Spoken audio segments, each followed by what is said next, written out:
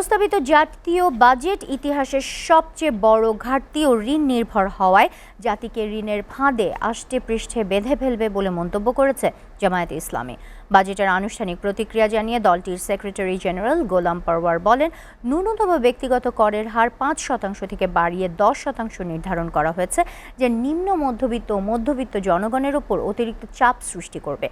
২.৫ লাখ কোটির হিসেব দেয়া হলেও বাস্তবে ৪.৫ লাখ কোটি থেকে ৫ লাখ কোটি টাকার বিশাল ঘাটতি দেশের অর্থনীতিকে আরও সংকটের দিকে ঠেলে দেবে উল্লেখ করে তিনি বলেন, ৯ লাখ কোটি টাকার বাজেটে অর্ধেকই ঘাটতি।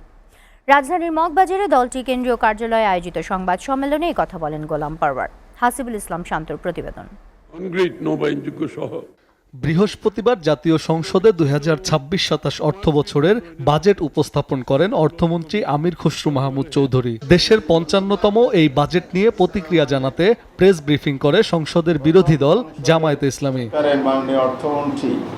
তাদের দাবি, বাজেট বাস্তবায়নের জন্য রাজস্ব আহরণ ও ঘাটতি পূরণের কোনো বাস্তবসম্মত রূপরেখা দেওয়া হয়নি। ফলে বেসরকারি বিনিয়োগ কমে গিয়ে কর্মসংস্থানের উপর নেতিবাচক প্রভাব পড়বে।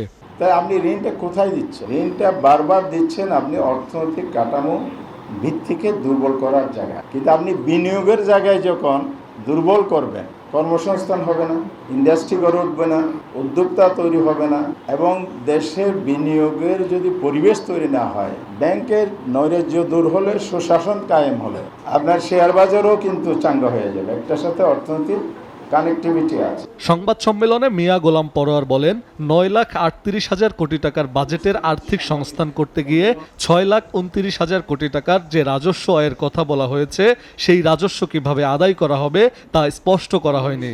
আরও জানান, কাঁচামাল আমদানিতে শুল্ক বৃদ্ধির কারণে গার্মেন্টস খাতের রপ্তানি আয় হুমকির মুখে পড়বে।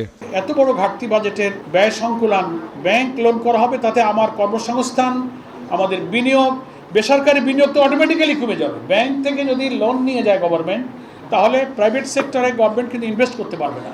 ন্যাচারালি কর্মসংস্থানের উপর এর প্রভাব পড়বে।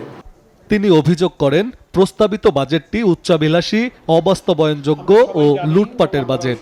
দুর্নীতিমুক্ত স্বনির্ভর বাংলাদেশ করার রূপরেখা বাজেটে নেই। দুর্নীতিমুক্ত রাষ্ট্র প্রতিষ্ঠা করার রূপরেখাও এই বাজেটে পরিলক্ষিত হয়নি। অর্থাৎ আপনি কর প্রশাসন, এন্টি করাপশন কমিশন, এই কথা বলতে গেলে তো আমাদের আবার সেই জুলাই সনদের ভিত্তিতে গণভোটের রায় বাস্তবায়ন না হওয়ার কারণে এই বাজেট বাস্তবায়নে যে কি পরিমাণ দুর্নীতি হবে, দলীয় কর্মীদের মধ্যে টাকা ভাগ বটা, লুটপাটের একটা আয়োজন হিসেবে বাজেট কিন্তু পরিগণিত হবে। প্রস্তাবিত বাজেটকে ঘাটতিপূর্ণ ও জনবিরোধী আখ্যা দিয়ে তা পুনর্বিবেচনার দাবি জানিয়েছে জামায়াতে ইসলামী। দলটির মতে, বর্তমান প্রস্তাব বাস্তবায়িত হলে অর্থনীতি ও জনজীবনের উপর নেতিবাচক প্রভাব পড়বে।